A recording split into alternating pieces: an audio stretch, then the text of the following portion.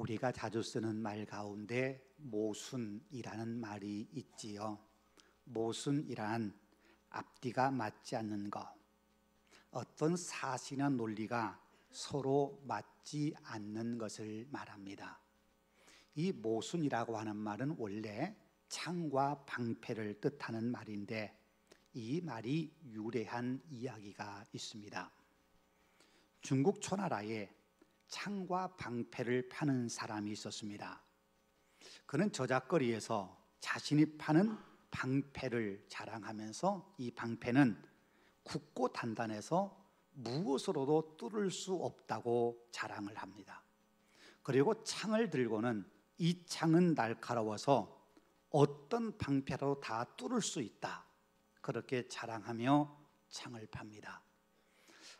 한 손으로는 방패를, 한쪽으로는 창을, 어떤 것도 다 막을 수 있는 방패, 어떤 것도 다 뚫을 수 있는 창.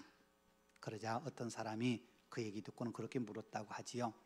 당신이 가진 창으로 당신의 방패를 찌르면 어떻게 됩니까? 뭐든지 막을 수 있는 창, 뭐든지 뚫을 수 있는 뭐든지 막을 수 있는 방패, 뭐든지 뚫을 수 있는 창, 이게 부딪히면 어떻게 될까요? 둘은 동시에 존재할 수 없는 겁니다. 이처럼 우리가 사는 세상에는 동시에 존재할 수 없는 것들이 있습니다. 반면에 우리가 살아가는 세상에는 또한 모순처럼 보이는 것, 동시에 존재할 수 없는 것 같은데도 동시에 존재하는 것들 있습니다. 결코 어울릴 수 없는 것 같은데 함께 어울려 있기도 하고, 서로 상극인 것처럼 보이는데 같은 테두리 안에서 공존하는 것들도 있습니다. 그렇게 동시에 존재할 수 없는 것처럼 보이지만 같이 존재하는 것들, 그게 우리가 사는 세상에는 있다는 겁니다. 오늘 본문의 이야기도 그런 모습을 보여주고 있습니다. 오늘 본문의 기록자인 에스겔은 이스라엘 역사에서 가장 고통스러운 질곡의 시대를 겪었던 사람입니다. 아수르 제국을 멸망시킨 바벨론은 고대 근동의 작은 나라 유다를 가만두지 않았습니다. 특별히 애굽에 의해서 유다의 왕으로 여호야김이 임명되자 유다에 자신들의 영향력을 끼치기 위해서 유다를 침공해 옵니다. 그게 주전 605년이었습니다. 이 첫 번째 침공 때 여호야김은 힘이 약해 무조건 바벨론에 항복함으로 큰 피해를 당하진 않았지만 많은 사람들이 바벨론의 포로로 잡혀가야 했습니다. 그 가운데 한 사람이 우리가 잘 아는 다니엘이라는 사람입니다. 그런데요, 바벨론에게 잘 섬기겠다고 약속한 여호야김이 그 충성 맹세를 어기고 반역하자 바벨론이 유다를 다시 침공합니다. 그게 주전 597년입니다. 애굽과의 전쟁에 승리한 바벨론 왕 느부갓네살은 애굽 편에 서 있던 여호야김을 죽이고 그의 아들, 불과 18살인 그의 아들 여호야긴을 왕으로 세웁니다. 그런데 느부갓네살에 의해서 왕으로 세워진 이 18살의 여호야긴이 바벨론을 곧 패신해 버립니다. 그러자 느부갓네살이 다시금 유다를 침공해서 왕으로 세운 지 불과 석 달밖에 되지 않은 여호야긴을 포로로 바벨론으로 끌어가고 시드기야를 왕으로 새로 세우게 됩니다. 그때 유다의 많은 사람들이, 지도층들이 바벨론에 포로로 잡혀가는데, 그때 포로로 잡혀갔던 사람 가운데 하나가 오늘 본문의 기록자인 에스겔입니다. 바벨론 포로로 잡혀가서 그발 강가에 살고 있던 에스겔은 사로잡혀 온 지 5년째인 주전 592년에 하나님의 선지자로 부르심을 받습니다. 그리고 이스라엘 백성들에게 지금까지 일어난 우리 민족이 겪었던 이 비극, 이 어려운 상황은 모두가 다 우리가 하나님을 바르게 섬기지 못했기 때문에 일어난 일이라고 선포를 합니다. 비록 강대국들 틈바구니에서 이리 치고 저리 치는 급박한 격동기를 겪고 있지만 하나님을 잘 섬기고 하나님의 도우심을 구하면 어려운 중에서도 살아남을 수 있다고 하는 겁니다. 왜요? 역사의 주인은 하나님이시니까. 역사의 주인은 하나님이시기에 아무리 강대국들이 설친다 하더라도 하나님을 붙잡고 있으면 하나님이 그들을 도와주시고, 강대국들도 나라도 모든 것도 하나님의 주권 아래 있기에 강대국들 눈치 보지 말고 이제는 정신 바짝 차리고 하나님 잘 섬겨야 된다라고 말씀을 해준 겁니다. 그렇게 말씀을 해준 사람은 에스겔만이 아니었습니다. 에스겔 선지자와 같은 시기에 예루살렘에서는 예레미야라고 하는 선지자가 같은 내용의 말씀을 선포했습니다. 이 격변기에 우리가 해야 할 일은 애굽을 따를 거냐 바벨론을 따를 거냐 이게 아니라 하나님 편에 서는 것, 하나님을 잘 섬기는 백성이 되는 것, 이거라고 말하는 겁니다. 그런데요, 안타깝게도 이스라엘 백성들은 선지자들의 말에 귀를 기울이지 않았습니다. 아니, 에타하며 호소하는 하나님의 음성을 외면해 버렸습니다. 그 결과 유다는 바벨론의 세 번째 침공을 받게 되고 결국 나라는 멸망당하고 맙니다. 그게 주전 586년입니다. 588년 12월 때 예루살렘을 둘러싸 포위하고 있던 이 바벨론 군대는 주전 586년 5월이 되어서야 예루살렘을 점령하는 데 함락시키는 데 성공합니다. 예루살렘이 무려 18개월 동안이나 바벨론 군대에 저항하며 버텨왔던 겁니다. 그런데요, 그렇게 오랜 기간 동안 저항하며 버틴 결과는 끔찍했습니다. 저항하던 수많은 사람들 당연히 죽임을 당하고요. 이스라엘 백성은 그렇게 소중하게 된 성전은 파괴되고 성전 안에 쓰던 그 귀한 기구들 다 바벨론으로 옮겨졌습니다. 그것만이 아닙니다. 왕궁의 보물이나 고관들 집에 보관하여 있던 보물들 모두 빼앗겼습니다. 예루살렘 성벽은 헐렸고 왕궁도 불타졌습니다. 나라가 멸망당하는 과정에서 도망치던 시드기야 왕은 붙잡혀서 두 눈이 뽑힌 채 쇠사슬에 묶여 바벨론에 끌려가게 됩니다. 그 과정에 살아남은 사람들도 대부분 바벨론으로 끌려가게 되고 그 땅 유다 땅에 남은 사람들은 비천한 사람들 뿐이었다고 성경은 기록하고 있습니다. 그렇게 조국 유다가 멸망당하고 성전이 파괴되었다는 이 슬픈 소식을 들은 에스겔에게 하나님께서 희망의 메시지를 보내주십니다. 그게 오늘 본문의 이야기입니다. 에스겔 자신도 바벨론의 포로 잡혀와 있습니다. 이미 이스라엘 백성들은, 유다는 큰 위기를 두 번이나 겪어냈습니다. 그 비극의 결과가 무엇인지, 그리고 그 원인이 무엇인지 에스겔과 이스라엘 백성들은 너무나도 잘 알고 있습니다. 그런 상황에서도 이스라엘 백성들은 정신 차리지 못하고 하나님 말씀을 듣지 않더니 결국 더 큰 비극을 겪고야 말았습니다. 그 소식을 바벨론에서 들었던 유다의 포로민들의 마음이 어떠했을까요? 그래도 나라가 멸망당하지 않을 때에는 그들의 마음속에 작은 희망이나마 있었습니다. 돌아갈 고향이 있고 돌아갈 내 나라가 있다고 하는 것은 포로로 잡혀와 있는 포로민들에게는 엄청난 희망입니다.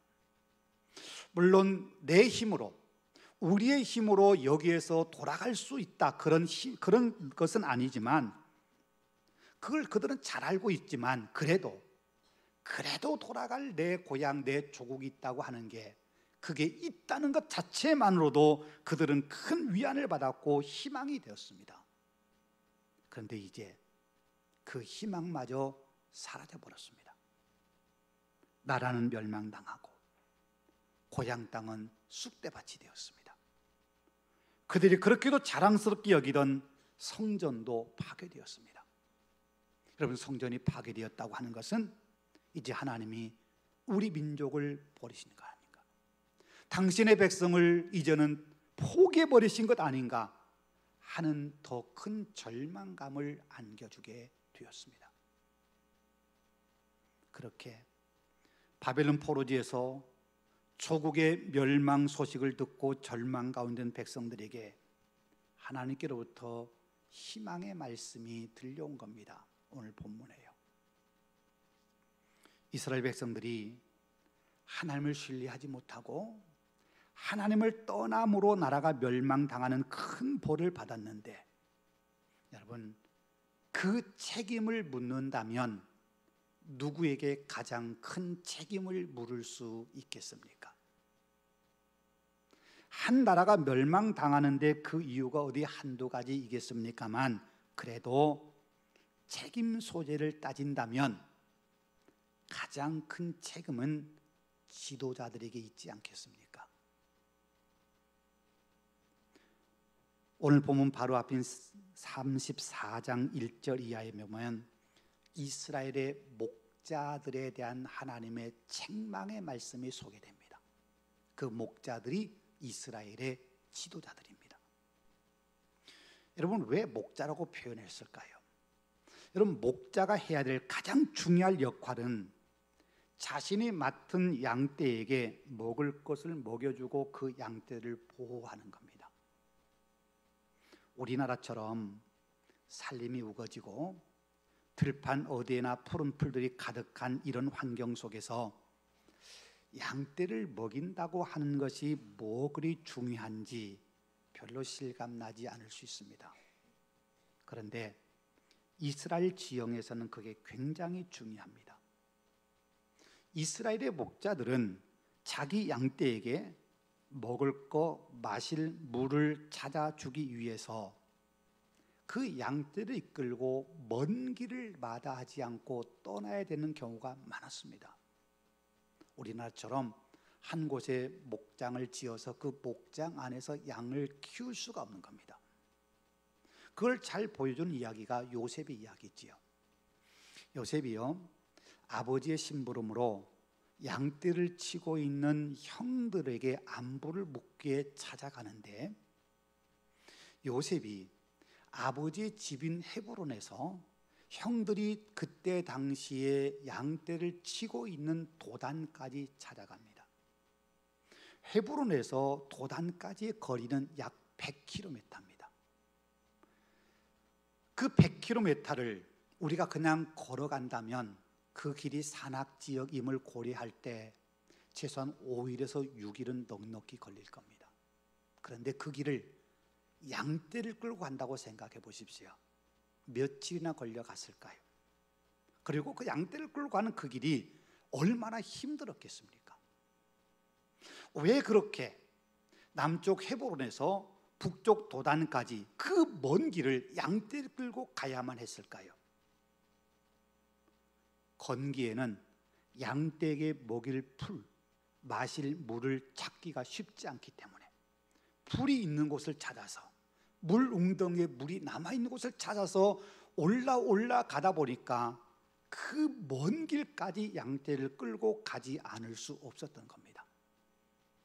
그만큼 이스라엘 기후에서 양떼에게 먹이를 먹이고 물을 마시게 한다고 하는 것은 엄청나게 중요한 일이었습니다.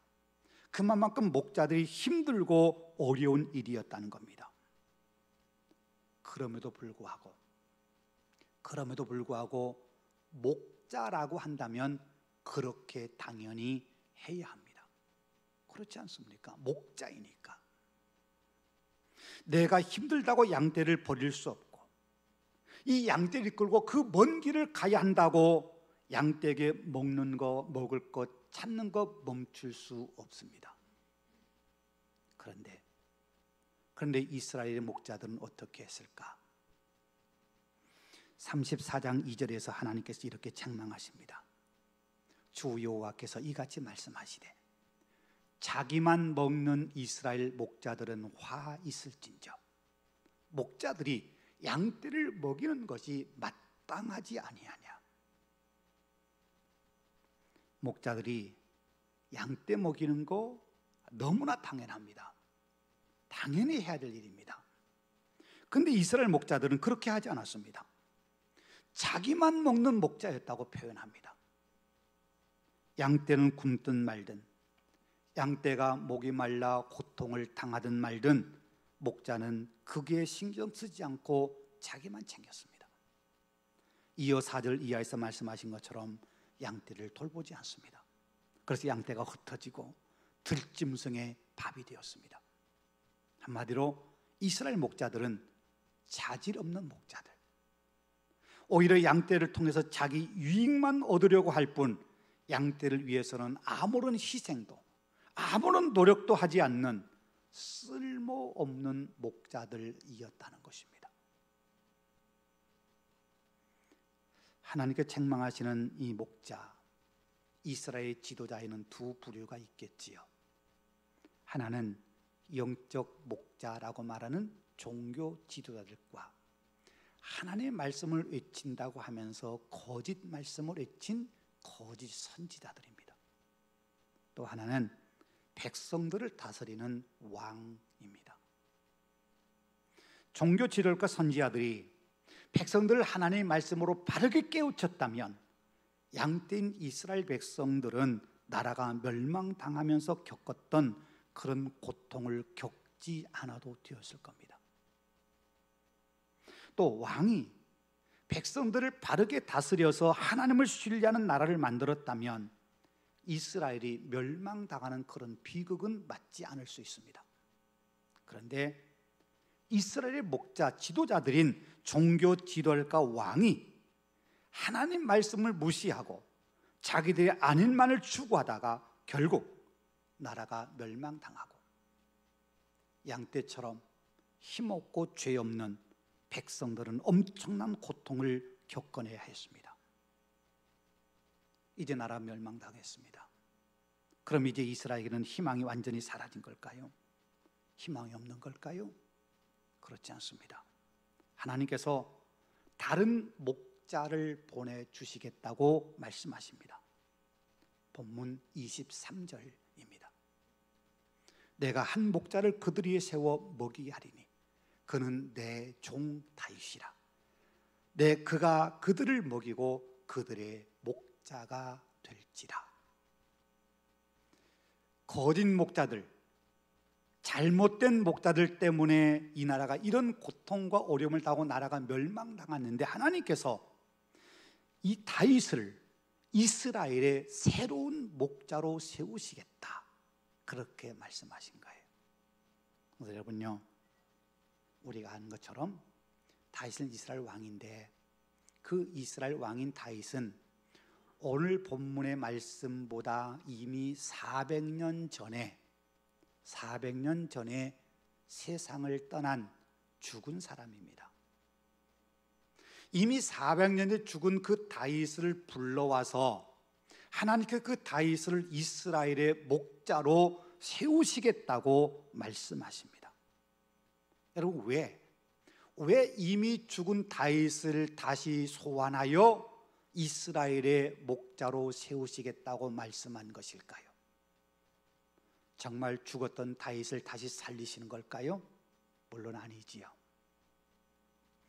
그것은 곧 다윗이라고는 인물을 가리키는 것이 아니라 다윗의 후손으로 태어날 메시아를 보내주시겠다는 약속의 말씀입니다. 하나님께서 온 세상에 참된 목자이신 메시아를 보내주시겠다. 그 약속이 오늘 이 말씀이에요. 그럼 그 목자가 누굴까요? 당연히 예수님입니다. 예수님께서는 당신 자신을 가리켜서 나는 선한 목자다 라고 말씀하셨습니다. 선한 목자이신 예수님은 이스겔 선지자 시대의 목자들처럼 양떼를 내팽개치고 자신만 살찌고 자신만 배불리는 그런 목자가 아니셨습니다. 선한 목자이신 예수님은 양떼를 위해서 당신의 목숨까지 내놓으시며 사랑하셨습니다. 그게 참된 목자입니다. 여러분요, 목자의 역할은 그래요. 양에게 먹을 것 주는 것은 물론이거니와 양떼의 형편을 살펴서 그에 맞게 양떼를 보살펴주고 보호해줘야 됩니다. 그게 목자가 해야 될 일입니다. 그리고 일이나 늑대처럼 맹수가 양떼를 공격해 올 때는 목숨을 걸고 자기 양떼를 지켜내야 됩니다. 그게 선한 목자입니다. 양의 이름 하나하나 불러가며 어디가 아프진 않는지, 뭔가 이상은 없는지, 뼈에 골절은 생기지 않았는지 등등을 일일이 살펴야 합니다. 그래서 목자는 마치 어머니 같은 마음이어야 합니다. 어떻게든 자기 아이에게 젖을 먹이고 불편한 건 없도록 잘 자라도록 보호해주는 게 어머니의 역할이고 마음입니다. 아이가 울면 배가 고파서 우는지, 아니면 뭐가 불편해서 우는지, 어디가 아파서 우는지 엄마는 잘 살핍니다. 아니, 아이 울음소리만 들어도 무엇 때문에 우는지 알고 그에 맞게 조치를 취합니다. 아이가 밤잠을 자지 않고 밤새도록 울면 엄마도 잠을 자지 못하고 아이를 안고 업고 달래기도 합니다. 아이가 아프면 아픈 아이보다 더 마음 아파하며 아이를 돌보는 게 그게 엄마의 마음입니다. 목자의 심정도 그와 같습니다. 우리의 선한 목자이신 예수님도 그렇습니다. 우리가 눈물 흘릴 때 조용히 다가와 우리를 안아주십니다. 우리가 외로워서 깊은 어둠 속에 홀로 있을 때 우리를 외면하지 않고 우리를 품어주십니다. 우리가 큰 문제 앞에서 어찌해야 할지 몰라 방황할 때 우리에게 지혜를 주시고 갈 길을 열어주십니다. 우리가 연약해서 무엇을 해야 할지 몰라 할 때에도 우리 형편을 가장 잘 아시는 주님은 우리에게 가장 좋은 것으로, 필요한 것들로 채워주십니다. 그런데요, 오늘 본문에는 우리에게 보내주신 다윗을 목자라고만 설명하고 끝내지 않습니다. 24절에 내 종 다윗은 그들 중에 왕이 되리라 라고 말씀하십니다. 여러분, 왕 그러면 떠올리는 이미지가 무엇입니까? 왕은 한 나라의 최고 권력자입니다. 왕의 명령 앞에 모든 백성들은 머리를 조아리며 왕의 명령에 복종해야 합니다. 우리가 사극을 통해서 종종 보는 것처럼 왕이 길을 행차할 때가 되면 백성들은 모두 길의 바닥에 엎드려야 합니다. 감히 얼굴을 들어 왕의 얼굴을 보는 것은 불경스러운 짓입니다. 고대 사회에서 왕은 더더욱 그렇습니다. 왕은요, 그들이 섬기는 신이 그들을 위해서 보내주신 엄격한 통치자라고 생각했습니다. 그 왕은 인간이 감히 넘볼 수 없는 넘사벽 같은 존재였습니다. 그런데 오늘 본문에서는 다윗의 후손으로 오실 메시아를 엄마 같은 일을 하시는 목자 목자라고 표현하면서 그 엄마 같은 목자와 너무 대조적인 왕으로 오신다고 그렇게 표현해주고 있습니다. 목자와 왕, 이 두 이미지는 마치 모순과 같습니다.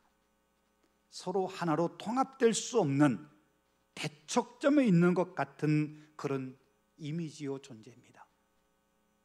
그런데 하나님께서는 보내주실 메시아를 목자이면서 동시에 왕이라고 표현하고 있는 겁니다.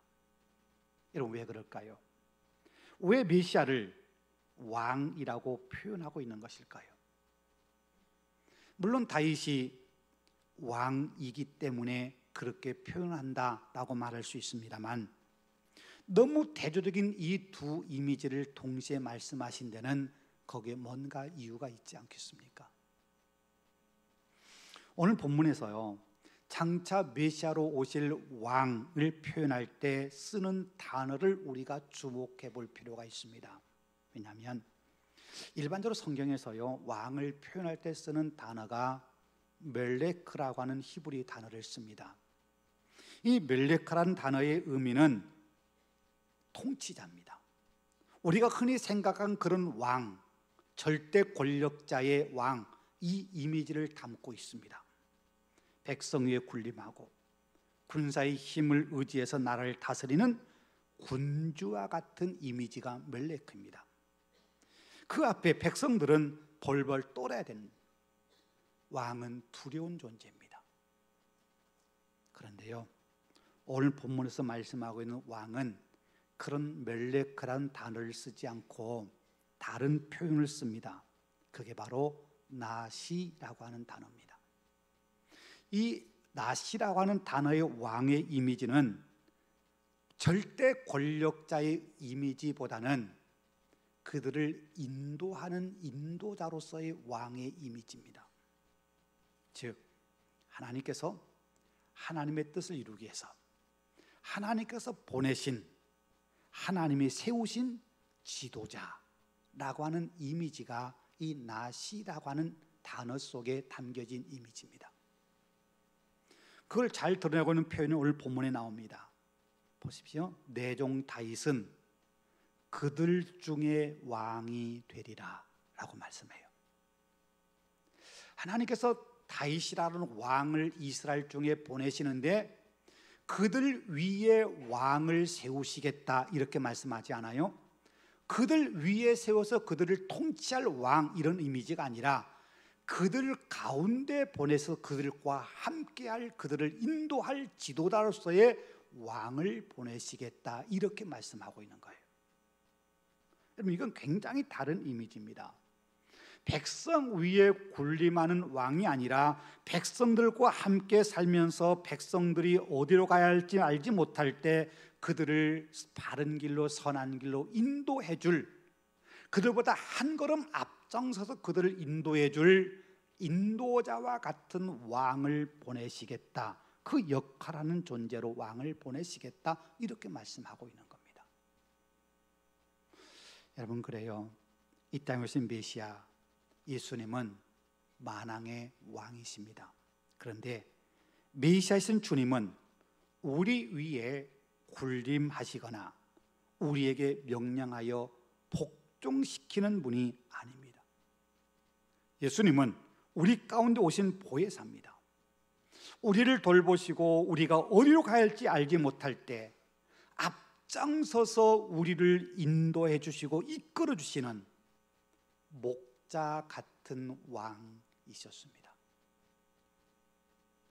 우리 주님 우리에게 사랑하라 라고 명령만 하신 것이 아니라 우리를 먼저 사랑하신 후에 내가 너희를 사랑한 것 같이 너희도 사랑하라 라고 말씀하셨습니다. 우리에게 원수를 사랑하라 라는 명령만 하신 것이 아니라 당신이 친히 십자가 위에서 저들의 죄를 용서해 달라고 기도하시면서 용서의 본을 보여주셨습니다. 우리 주님은 으뜸이 되고자 하는 누구든지 먼저 섬기는 자가 되어야 된다라고 말씀만 하신 분이 아니라 당신이 친히 제자들의 발을 씻기시면서 섬김의 본을 보여주십니다. 그러면서 이렇게 말씀하시지요. 내가 주와 선생이 되어 너희 발을 씻겼으니 너희도 서로 발을 씻기는 것이 마땅하니라.